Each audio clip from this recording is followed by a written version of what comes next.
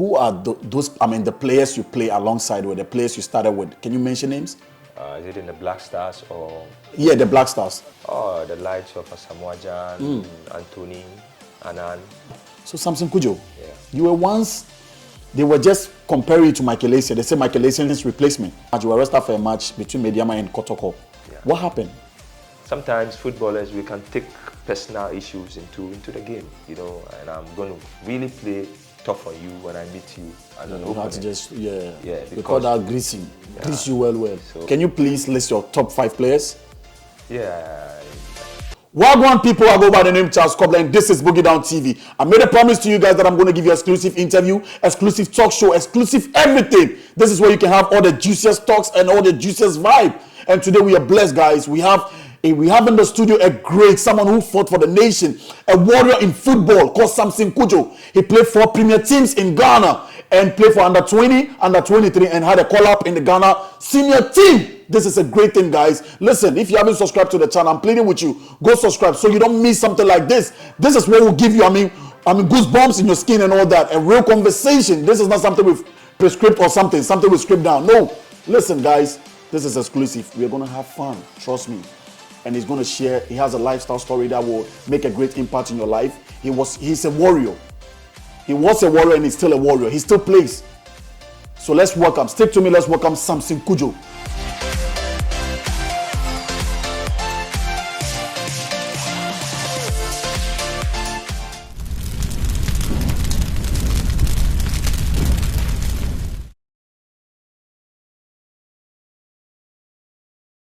My people, thanks for sticking to the channel. Thanks for sticking with me, Charles Cobbler. And this is Boogie Down TV once again. Let's welcome Sampson Cudjoe. Sampson Cudjoe, you're welcome to the studio. Thank you, Charles. It's a blessing having you in the studio. Always. Thanks for your time, man. Always, bro. You know, I always call you Bukasi. I call you Bukasi. Gongo Rosso. You guys don't know. Go and Google him.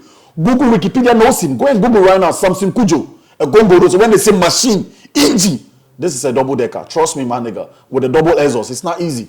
If you want to know more, show you more videos of him. Welcome to the studio once again. Thank you, brother Charles. So, a lot of people don't know who Sampson Cudjoe is or was. So I want you to tell us a little about you before we dip into, we're going to have a vibe. We're just going to have fun. All right. So tell my audience who you are. I'm Sampson Cudjoe. Started my career with Kesbin and then went on, traveled to Finland for a loan spell. Can you voice up a little bit for us? Okay.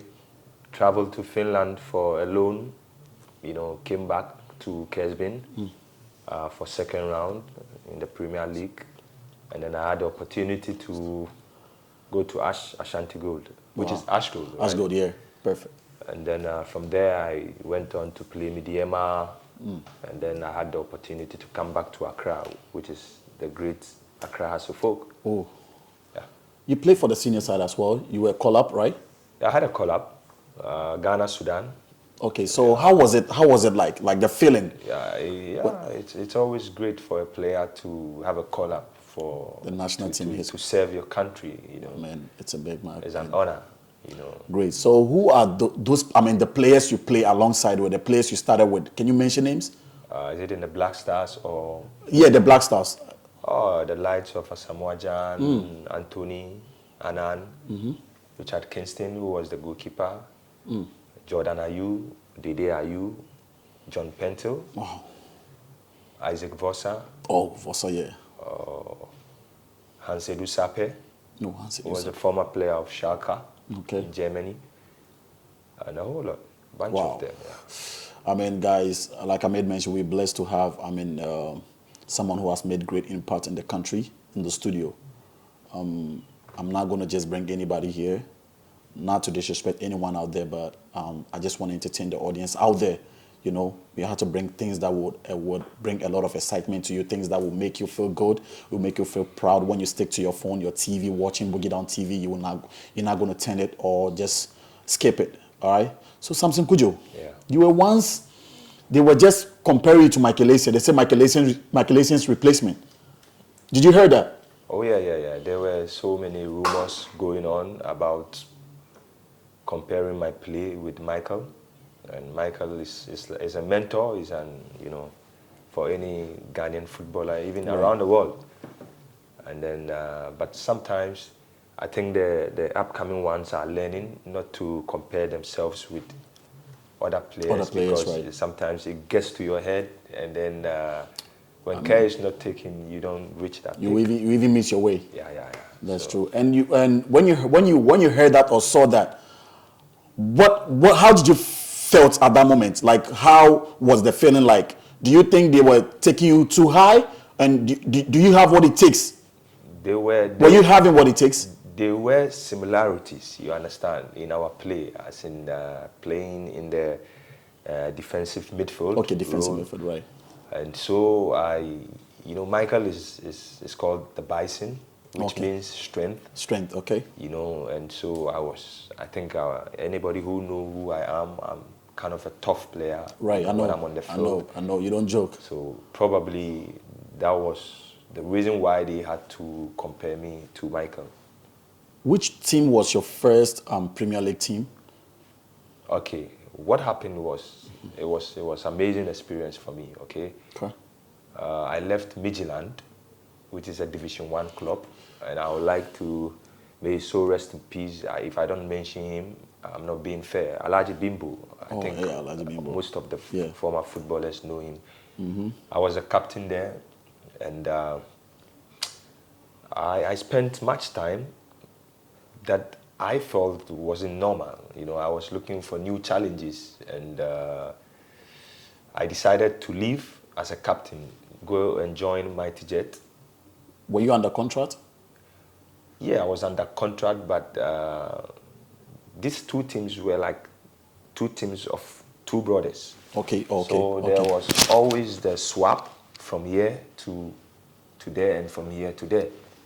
Midland and Mighty Jet could swap players, just any time. So I took that decision. It was a very bold decision. I think it made Alaji Bimbo very angry, why I had to decide to leave to Mighty Jet, but not knowing it was a decision for my breakthrough. Okay. So in Mighty Jet... that is to do Mighty Jet, right? Yes, to do Mighty Jet. It was a week for the league to start, and then they had brought in Kotoko Boateng. Oh, Kotoko, okay. He's a very popular coach, and then there was a disagreement from the coach to the chairman, who is Abu Sunduku, that why are you bringing in a player? It's a week to start the league, and I don't think it's cool. So there was an agreement that, well, let them come. If they prove, I would play them. If they are not, they will just go to the bench. So a day on the reporting to the camp from our first game, Nima boys, we have this tarnishing name of, right. When you're from Nima, there's this from Nima and right, stuff. Right. But it's not like that. So it was a group of crop of players from Nima. We were friends, and then we were all together in the team. So we went late. When we got there, we went to meet the chairman there, and he decided that no, you are late. And this is what has been said from players, about players from Nima, Newtown, and Mamubi and stuff. And you are setting the same example, so I can't allow you. Yeah. Wow. And I don't know, that day, I was the one who raised my hand that, Chairman, I have something to say. And I said, Chairman, consider us. Whatever happens tomorrow in the game, hold us responsible, okay? Chairman said, I will take your word. He allowed us. And the next day, we played at Indefa with St. Mirren. They were back then in the Division 1. I think they came in the Premier League for some time. And we were playing away. That was the first game. When the game was going on, in the 89th minute, we had a free kick. And there's one popular guy I have to mention, Techi. Yeah, I think everybody calls him 14. 14, yeah. 14. 14, right. He's a talented player, I must say that. Super Trust talented. me, that's why they call him 14. The 14 represents Thierry, everybody who knows that. So he stood behind the ball, when he kicked the ball, it deflected. So nobody knew where I came from. All of a sudden, Ra. Pine. That was it. Wow. 1-0. Wow. That was when I started a relationship with Coach Upele Boateng, because he didn't really like me coming at the beginning, and then me putting up this performance like created this cordial relationship from that day till today. Yeah, so this is the little bit I wanted to share, you know. I mean, thanks for sharing this, man. And there's this thing I want you to clear for us. I mean, especially, I mean, I don't know about my audience though, but you were arrested when you were at Medeama. There was a match. You were arrested for a match between Medeama and Kotoko. Yeah. What happened? Can you clear the air? I just want to know. This is interesting. Yeah. I got arrested. I wasn't the only player. I was with a player called Samuel Nzimaba. He played for Hasselhoff. He's a top player. Anybody who knows Samuel is a top player. Okay. And when the game was going on, it got to a time, I think Has and Kotoko were fighting to be the winners of the Premier League. Okay. You understand? So it was something like a mass win for them, for the Kotoko team. Okay. They had to win that game. Okay. And I have a mate who is called Michael Akufu, who was the captain of Kotoko. We were together in the under 23 till the end. We were not able to qualify for Beijing, so it was my friend. Apart from football, he was my friend. But I think Michael, I don't know, all of a sudden when Michael see you in town, he would pretend as if he doesn't know you and stuff like that. Wow. And stuff. So sometimes footballers, we can take personal issues into the game, you know, and I'm going to really play tough on you when I meet you as an opponent. You have to just, because we call that greasing. Grease you well. So I had a scuffle with Michael when the game was going on, and that day I was really, really jacked up. I was, you know, playing, I don't know, like I was a little bit psycho, you know. Wow. So there was a tackle I did on one of the Kotoko players. It was a slide tackle.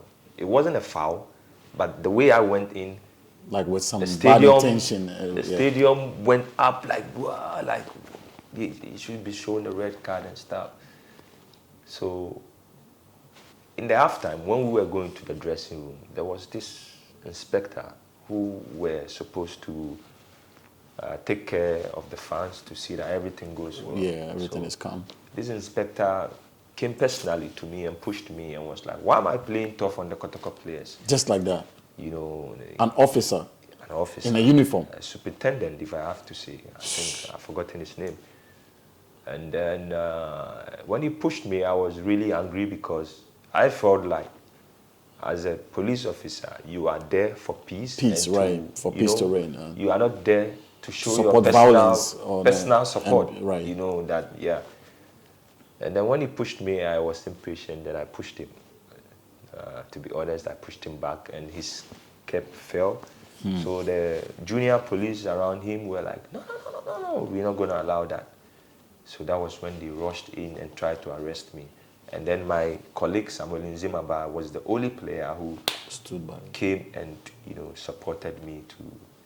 And I got crazy with my team officials because normally when we go back in the recession room to rest, you need to make sure your players are set. And nobody came to my aid when I was having a scuffle with the police.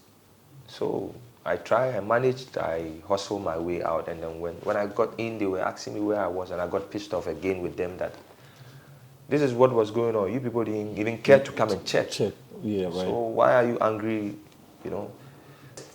I was screaming on my lungs with the police, with my team, and then I took the same tension again. Was it after the game or? That was halftime. The halftime, okay. So then we went in the second half and we managed to hold Kotoko to a goalless draw, and the fans were really, really crazy that day. And there was so many routes with the fans and the police. Wow. And that was when I realized that they were planning to arrest me. I knew it. And I took my JC off for them not to recognize the number. But then I felt like, no, I don't think it's okay. Let me put it on. Let's see what will go on. So I got to the tunnel and I saw these policemen coming all their way to try to handcuff me. And I said, no, I'm not going to allow that. I told, am I a criminal? A criminal, right. I was a football player defending my team. And so all of a sudden, Kiki Sapon was then there, Kumasi Kotoko chairman, and then he came to say, Sampson, I think you should cool down. Whatever it is, we're going to settle this, okay? And then I allowed them to handcuff me. That was after the game. JC, in the tyrants, you know, and we were brought out like criminals, with all the fans looking, escorted. We were being escorted in the police car with guns.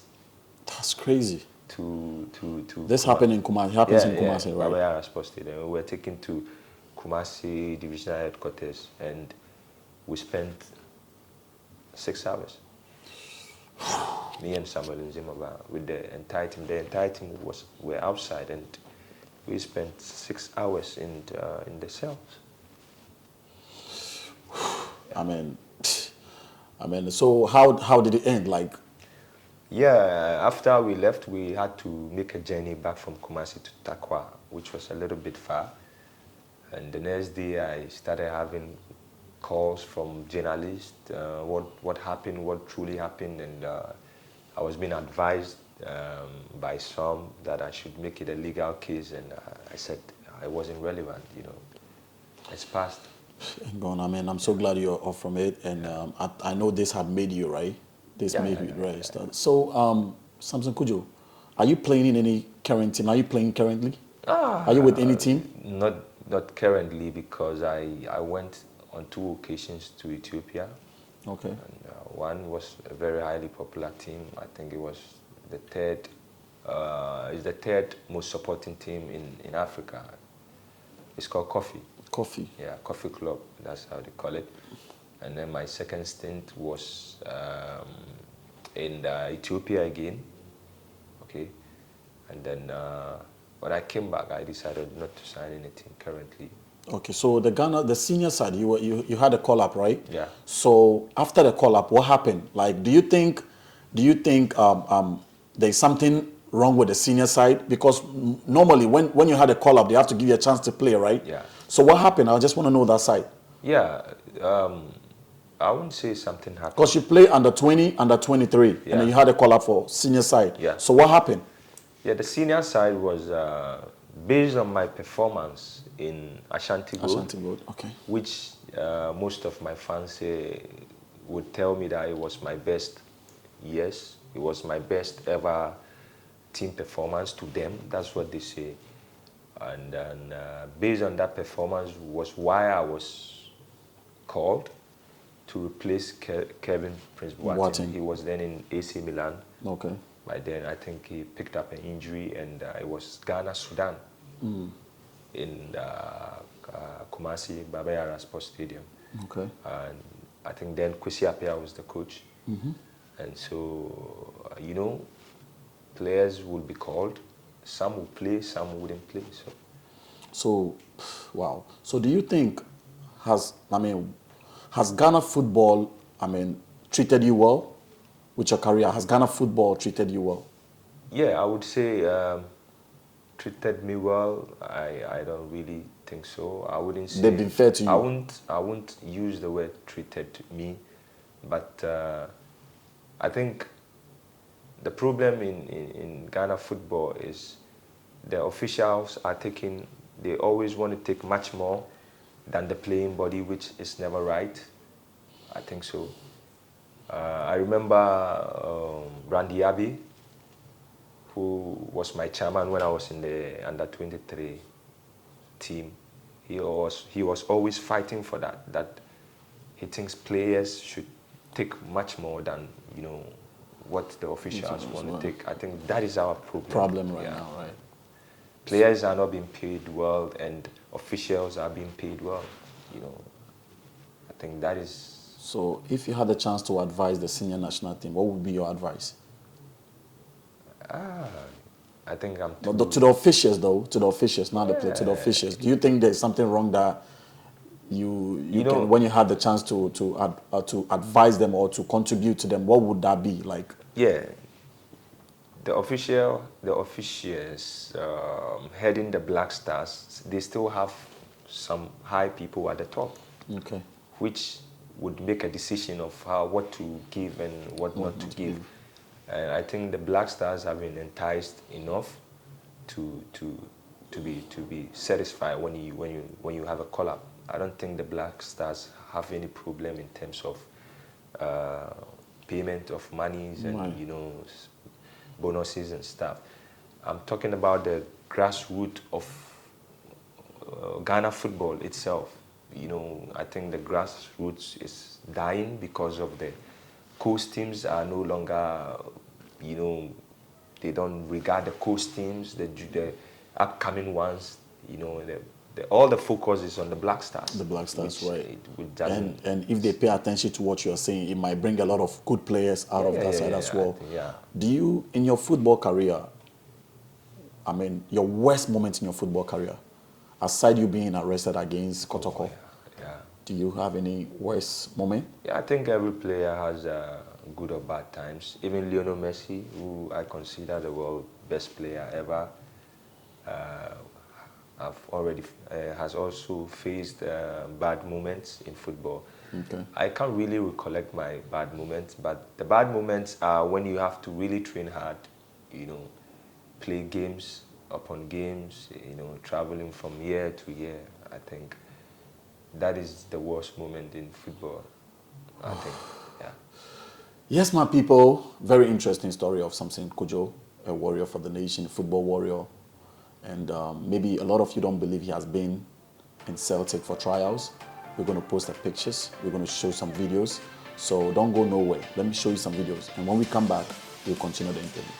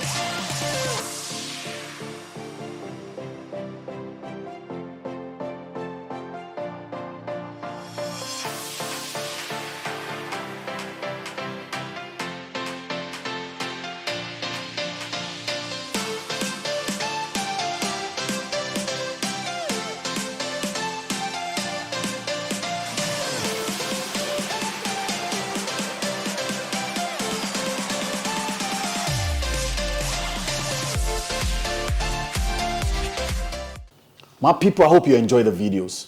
That was Sampson Cudjoe, and you saw the pictures as well. Now you believe everything we're talking about, or everything he's saying. This is real. This is where you can have all the realest conversation, the dopest conversation, guys. So Sampson Cudjoe, if you had the chance to play for the Premier League teams again, which team would you go in for right now at the moment? Because you play for the biggest, Premier League teams in Ghana so far. So which one would you go in for at this moment?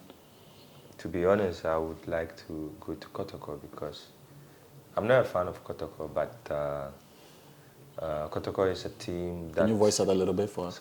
Kotoko is a team that, they motivate players, the supporters, they give motivation, and the football team itself, It's what they do is awesome. I think every young player in Ghana would like to join Kotoko. I mean, to the Kotoko officials, I mean, this is a strong man, and you guys have known him for some time, and you know what he can do. This is because he still look young, strong, fit. He's still training, playing around. So I think you guys should look into that. And who was Sampson Cudjoe? Who was your sports hero, like soccer hero, and what have you learned from him? Yeah, Messi, Lionel Messi. Anybody who knows me knows Lionel Messi is my best sports hero. And as a defensive midfielder, what have you learned from Messi? He's not... Yeah, I'm a defensive midfielder. I'm not a technically skilled player. So what you don't have is what you admire. What you have, you don't really admire. Because you already have it. Yes, his technicalities of how he plays, and it's awesome. And his discipline to continuously do what he's doing for 14 and more years is astonishing. That's true, though. So what's your favorite, soccer team? Barcelona. Barcelona. Yeah. So what about local? Local, I have always been a Accra folk fan. Everybody knows that. I have been a Accra. But why then do you want to play for Kotoko? Yeah, I said that because Kotoko is a team that motivates players. Their fans are awesome. They cheer the team to the nonsense point, you know what I mean? And they support the team wholeheartedly, So that's why I would choose to play for Kotoko. Yeah, so, when I used to know you, you were very famous, in our neighborhood, the only professional player in our neighborhood and all that, some years back. He has been a brother, like we're close, I used to go to his house and everything, And do you think fame is good? Like being famous? Because at that moment, I know a lot of people want to get to you. I was close to you, so I know a lot of people want to, find their way to you and all that. And did you enjoy the fame? Yeah, fame is good. Fame is good, but it depends how you handle fame. Some people use fame to abuse. Okay. Some use fame to humility. Because they're already famous, they try to, be nice to people, you understand? Mm-hmm. It differs how everybody use fame, but I would choose to use fame in a way of gratitude to the support they give to me, and humility, to be... Humility, right. To humble yourself, you understand? Because already you are famous, so why do you want to use that against somebody?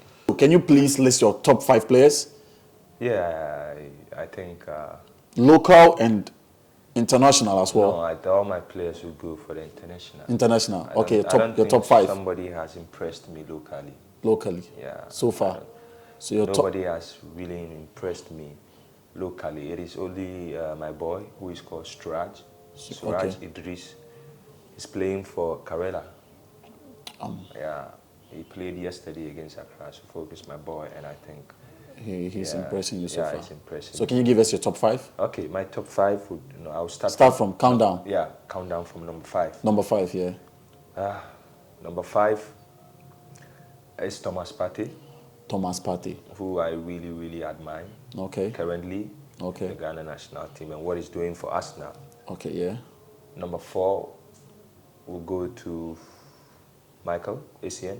Michael Essien. Yeah, who I have always, really liked and supported. Number 3 would go for Sergio Ramos.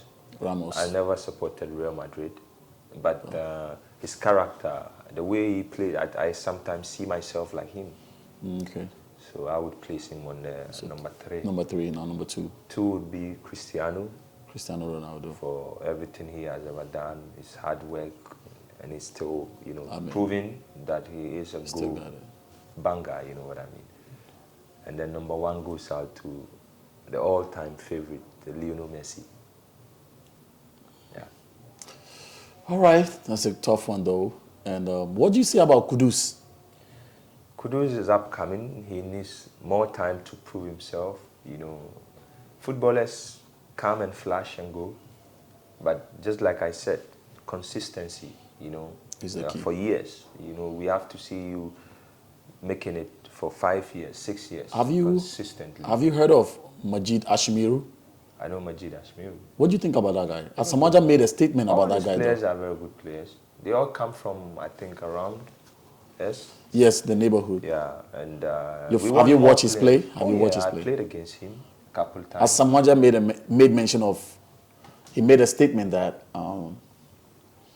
aside Thomas Partey. Yeah. That I think that aside Thomas Partey, yeah. Majid nobody impressed him like Majid Ashmiru. So that boy needs a chance in the senior side. Yeah. That, you know, everybody has what he thinks, and that is to him.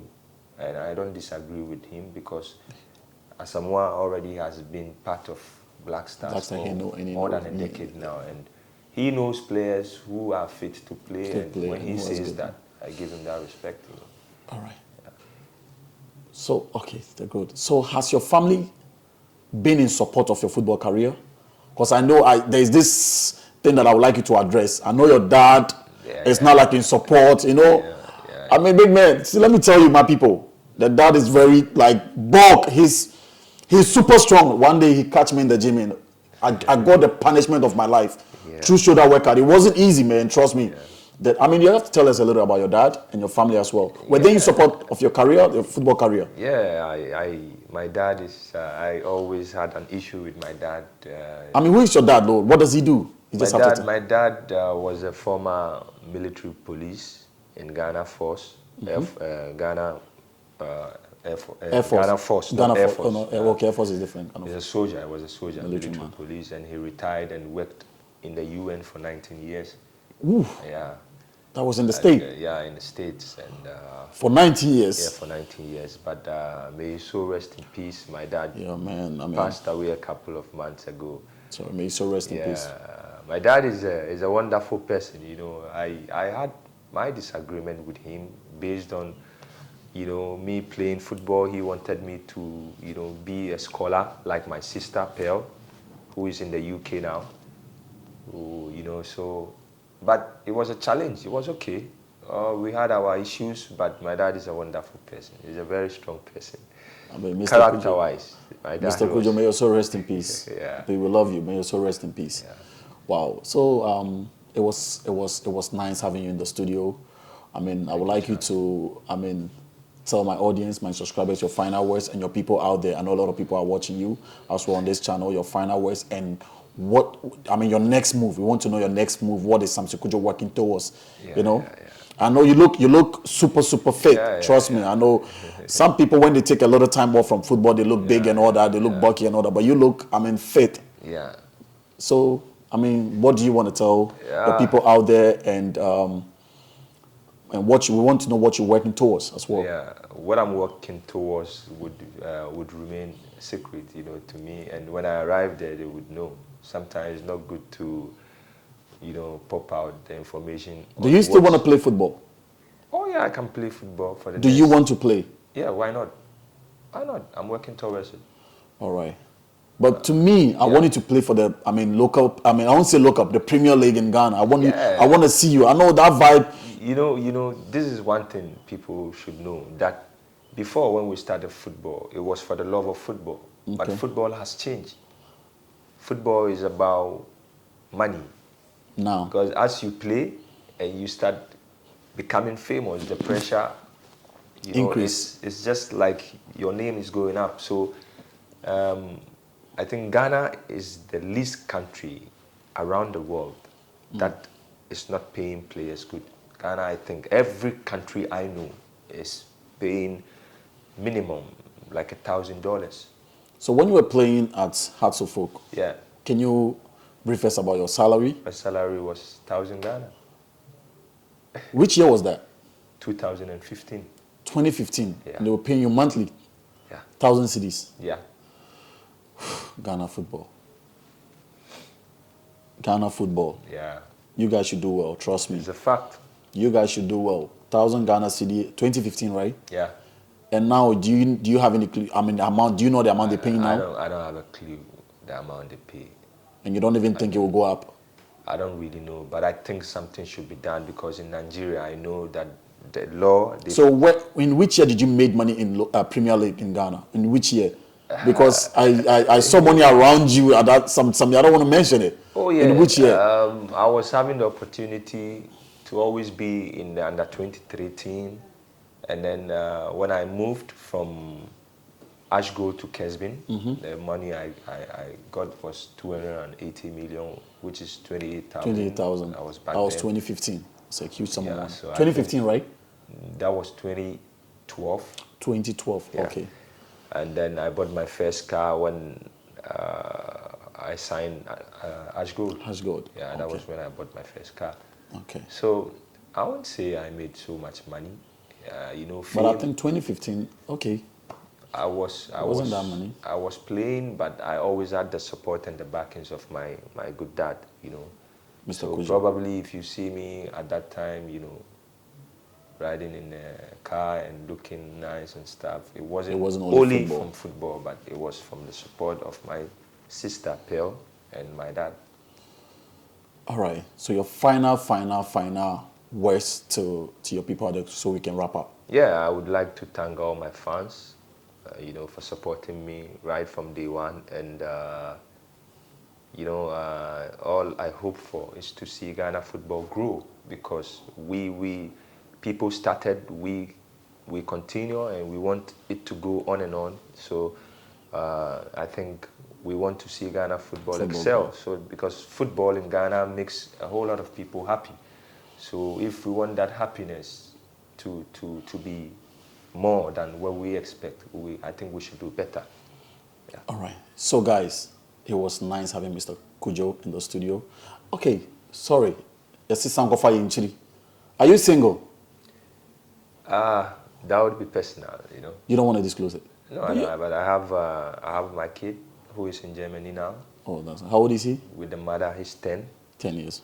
And the mother, I think anybody who knows, including you, we were probably destined to be together, but you know, nature didn't let it happen. You never know what happens. But so are you dating currently? Currently, I wouldn't mention my status because I've not found somebody who I really wanted. So okay. Yeah, so he's single. I mean, my people, my ladies, he's single. So we're gonna put his links in the description. Yes. So go check him out on Instagram, Sampson35. But when you type Sampson Cudjoe, you will see him as well. It has you will see a Celtic. He's wearing a Celtic jersey as a profile picture. And on Facebook is Sampson Cudjoe. So go check him out. If you have any link, if you have any deal, go check him out. Send him a DM. He's always active on social media. And big ups to my cameraman, Mickey B, always behind me, supporting since day one. Listen, we're going higher, and this is #1 channel. #1, believe me, guys. You better join the family now. If you haven't subscribed, kindly subscribe and join the family. And if you have a story to share with us, just send us a DM. Go check my Instagram, Charles Cobbler. Everywhere, Charles Cobbler. And this is Boogie Down TV. Thank you for your time. I love you, people. I love you guys so much. I love you. And this is what we'll be boasting with. A plug. We're doing a great job. This is, we hit it. We need to grab. We need to grab the gold plug as well. This is for 100,000. Now we are 144,000. God bless you all. We love you. Mwah.